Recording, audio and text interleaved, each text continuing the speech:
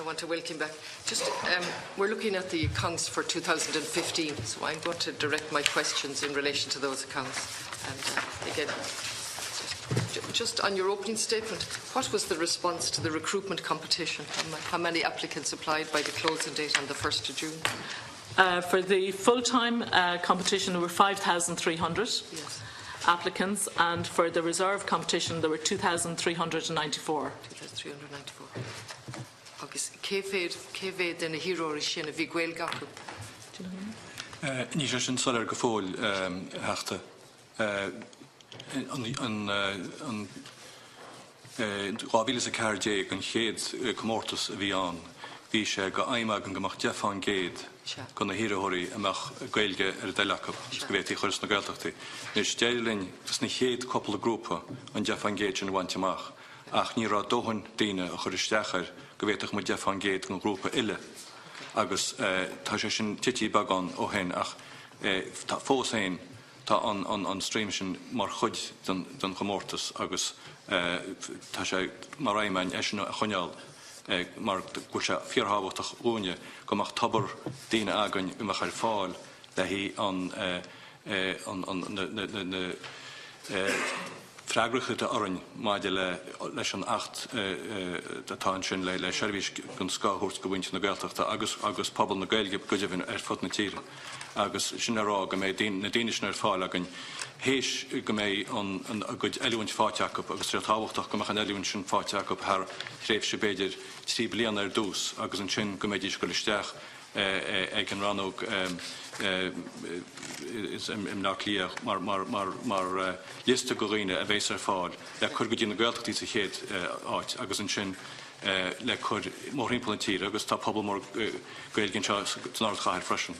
Méidir go dtí go mé reis go dtí ceisisin a gur amach go das an soléirú sin. And just Commissioner, just in relation to the Garda Commissioner reports 2015. And there were a number of matters identified. One was procurement, which I'm going to come back to, and then there were 2 significant financial risks identified. The audit of the Garda College is for another day, and I'm going to leave it. But the only thing I'm going to ask you there, that caution was put in, and we've dealt with that. But the statement there is a number of issues associated as set out, and you say they were not in compliance with current public standard corporate governance procedures. And I've asked you before, and I'm asking you again, would you accept they weren't in compliance with the standards at the time now on reflection with all of the information that we have? I think I've answered that question, as you've said before, and obviously what we have said is they're not in compliance with standards, and there's no issue that we accept that they weren't in compliance with standards back then. But I think we've dealt with that in detail at the previous Commission meetings. These are the official accounts, and this is the caveat put in, and it was just put in terms of current financial, which always concerned me. So if you're accepting that they're certainly not in compliance with current standards, but they also weren't in compliance with the standards that were there previously. The amendment to the Statement of Financial Controls for 2015 was made in relation to 2015, and obviously since that we have dealt with the broader issues and the historic issues in relation to the Garda College. Okay. The second issue then is in relation to, which is a very serious matter, the storage and management of property. And you've identified that as a significant financial risk. And when I read that, what came to me actually looking back, because I read the Higgins report in detail going back last year, and one of the things that jumped out was the computer that went missing in the Father Malai case, just as an example. So there are serious issues. That's just one example that sticks in my mind. So can you take me through this, please, in relation to, was there an audit in relation to these matters? Yes, there have been several audits, and part of the internal audit process conducted by Mr Kelly has, on a recurring basis, and that's why we identified it as a key risk, has identified ongoing and continued weaknesses with property and exhibit management storage. However, what we have done is implemented a number of measures to address those issues, and particularly around both the property and exhibit management stores. So from an accommodation point of view, we have a programme of work to make sure that there are stores in every Garda division. They are being implemented and rolled out across. But what do you mean by a storage area, is it? Yes, so basically what there are is properly, so one of the deficits that had been identified was adequate storage facilities. And I suppose, again, as we have said previously, the estate for Garda Síochána is old. It certainly wasn't suitable and isn't suitable for current. Can you just clarify what property we're talking about? There's property that's essential in court cases, evidence, and then there's other property. Can you just give us the details? What it is, it's property coming into the possession of Garda Síochána, and that can form a number of different categories. So you would have property, for example, that is found, or property that is retrieved during searches. You also have property which becomes evidence in prosecutions, and then you have property that may be just found and handed in by a passerby, for example. Okay, and so the property, we'll go for the one that's essential for evidence. How could it be a significant risk, the storage of that in 2017? What has happened? You're saying inadequate premises, inadequate storage facilities? Are there other problems? Yes, there are two aspects that we're addressing. One is, so again, historically, what has happened is the activities of Garda Síochána has increased significantly over the years. And I suppose somewhat our successes speak for themselves in terms, for example, of seizure of property during searches, during specific policing and security operations. That property comes into the possession of Garda Síochána. Likewise, obviously, there are a lot more properties been retrieved. So, for example, you would have seen over the years that we conduct a number of events where property that comes into our possession, whether by searches or not, we go to a lot of effort to try to reunite the property with its owners. So, for example, around the country particularly... Commissioner, that's okay. What I'm more interested in, and the more serious issue, is evidence that's taken and held in relation to court cases. So what I noticed you've put it in, and it's been prioritised in the Strategic Transformation Programme. What priority has it? What steps have been taken? What review is ongoing? It's an absolute number one priority, and there's been lots of work has happened in this space. We now have in almost every division in the country a dedicated PEM store, property and exhibit management store.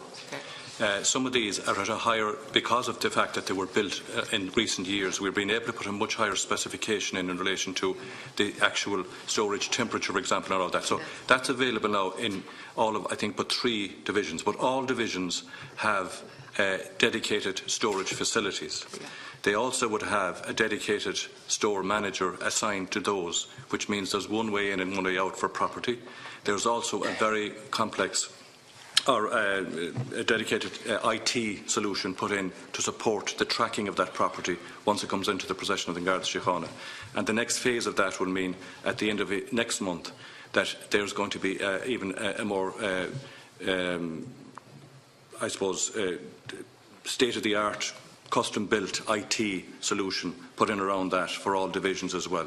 So there's a few parallel developments happening. There's ICT, there's the actual physical infrastructure and the policy around that, and then the resourcing from the point of view of having dedicated staff dealing with property coming in and out. Okay. So is there a built-in review every 6 months, given the seriousness there of is. Or every 12 months? When is the next review? This is part of our corporate risk register. It is in our risk register. It's seen as it has been high risk, but it is a reducing risk. Okay, so that's okay. So what I just want to know, it's a high risk, it's reducing risk. Yeah. When is the next review due?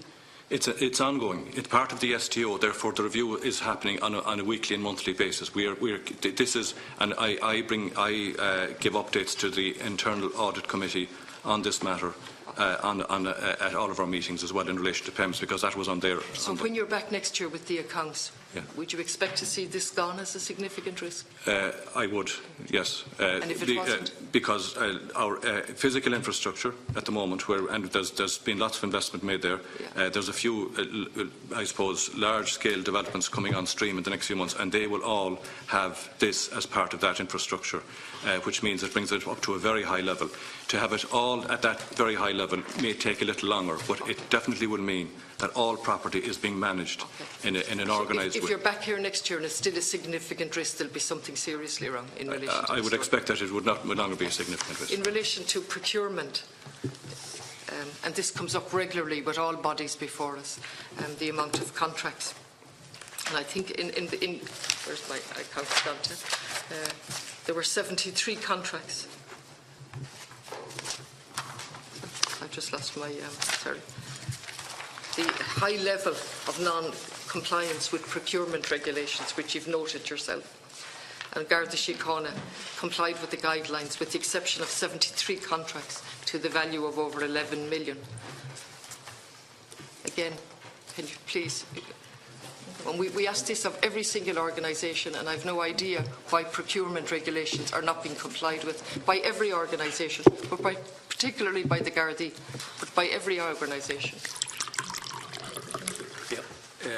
Procurement, there is an ongoing issue in terms of in terms of having the resources to actually ensure that everything is procured in compliance with public procurement procedures. But I suppose the nature of the service sometimes that we provide is of an emergency nature, so sometimes it's not possible in terms of responding to certain incidents to actually comply fully with procurement procedures. But these were 73 contracts. Over 11 million. Well, these were 73, I think 73 purchases already. Garda Síochána complied with the guidelines with the exception of 73 contracts to the value of 11 million plus. Well, I suppose there's 73 categories of purchases rather than necessarily contract. I know the word used is contract. The word used there is contracts. But I mean, if we had contracts in place, obviously we would be in compliance. Some of the examples, for example, in terms of medical services provided to persons who are detained. Just Mr. Cullen, I didn't use the word contract. You used the word contract. Yes, I'm only quoting from your document. So and I know there are exceptions because we know from different organisations there are exceptions. But to have that level of non-compliance, I think it's about 10%, I'm told, of the overall non-pay. It's extremely high in terms of value, in terms of example to other organisations, and the fact that you're the Gardaí. So what I'm asking is, you're giving me one example. Yes. But would you accept that's huge non-compliance? It is. We have a very active programme to address the non-compliance. It's not a static item. Certain items reoccur, and new items come on the agenda. So there is a dedicated section within Garda Síochána for there is a procurement section, and we are addressing those as quickly as possible. I accept that. Obviously, the 73 number is high, but we are actively addressing all of those issues. Could you tell me, sort of, if you're familiar, what are the nature of those contracts? Security firms, I think, or some of them, are there security? Well, in terms of some of the... So there's proprietary items, for example, technology, where we obviously purchase certain types of technology. For the maintenance of those systems, we obviously have to use those companies to maintain those systems. So in that case, then, we would not necessarily undertake a procurement procedure because there's only one supplier for the system itself. There's a large range of other services, such as, for example, the towing of cars which are involved in road traffic accidents. I mentioned medical services, which is an expenditure of approximately over €2 million. That is now in place where we worked with the OGP and the Health Services Executive to put a contract in place, so that will address that in its entirety.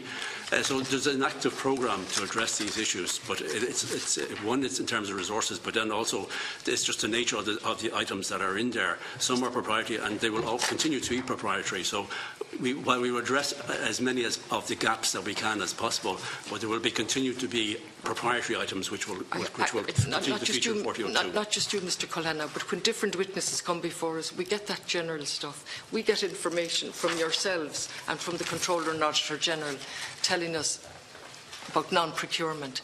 It's a duty, it's an obligation, it's a regulation. And then I get a general answer. I'd like to know what steps. How has it been reduced? What's your target for next year? That's all we want to know at the committee. So, because there are huge implications for non-compliance. It doesn't instill confidence in local businesses and if they're not confident that the procurement rules can be relied on. So there are huge implications for trust, particularly from the Gardaí again. But not just the Gardaí, it's every organisation.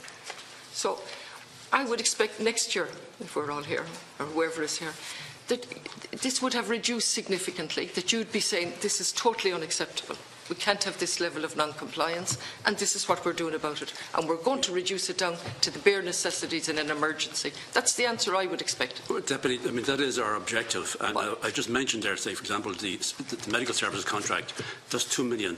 That will disappear from the 4002 list. Yeah. So you can see there, I mean, there is an active programme. Most of, in terms of the towing contracts, we have contracts in most of the divisions, and we expect that we'll have that completed this year. So we will remove substantial items from that list. There is an active programme there, and as I said, there is a dedicated procurement section in Guard headquarters who are addressing this matter.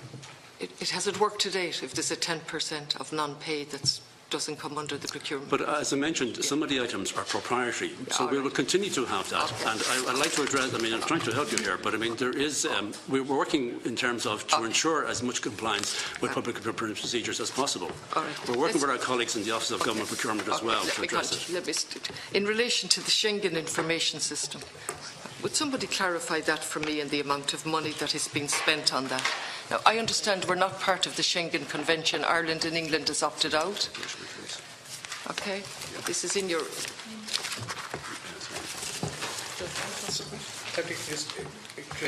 Just clarify exactly what your question is. I am a description of the system. Mr. Nugent, I'm going to address the Commissioner here for a moment now in relation to the Schengen information system. And I understand that no contract is in place.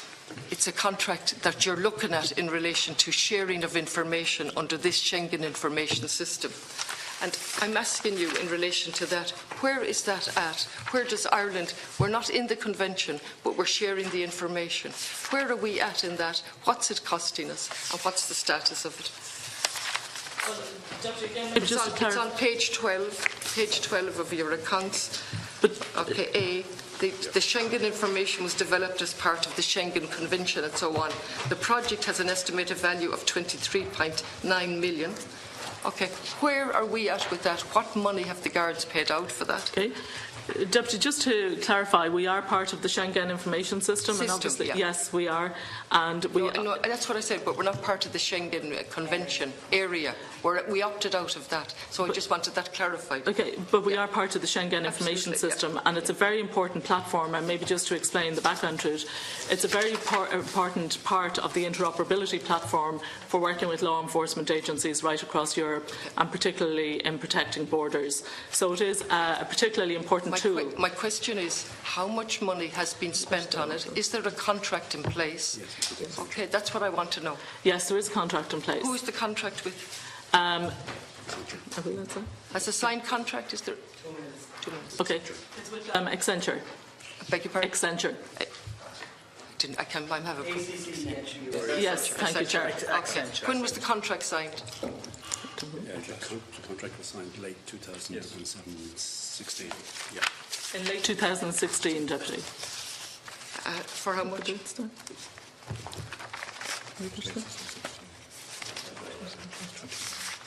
20 million, Deputy.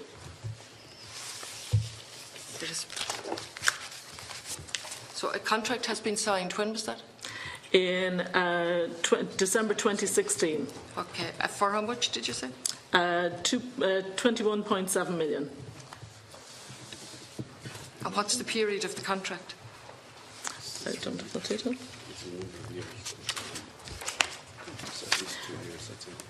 A minute. It's a minimum of 2 years. And was that put out to tender? Yes. Okay. And so a contract, how long did it take to negotiate that contract? Deputy, I think the problem was actually in terms there was no funding for the contract. Yes. So while the tender was the competition, or sorry, the contract was tendered, it was the contract. The tender competition was completed some time ago. When? I haven't got an exact date in terms of when the tender was completed, but the issue was really in terms around relation to funding. At the end of 2016, we got a supplementary estimate which included 4 million for the Schengen system, which allowed us then to sign the contract and then to make an additional payment of 4 million. As part of the funding for the Schengen system, that's included in the mid-term capital review. We're seeking the balance in terms of the funding required to complete the system.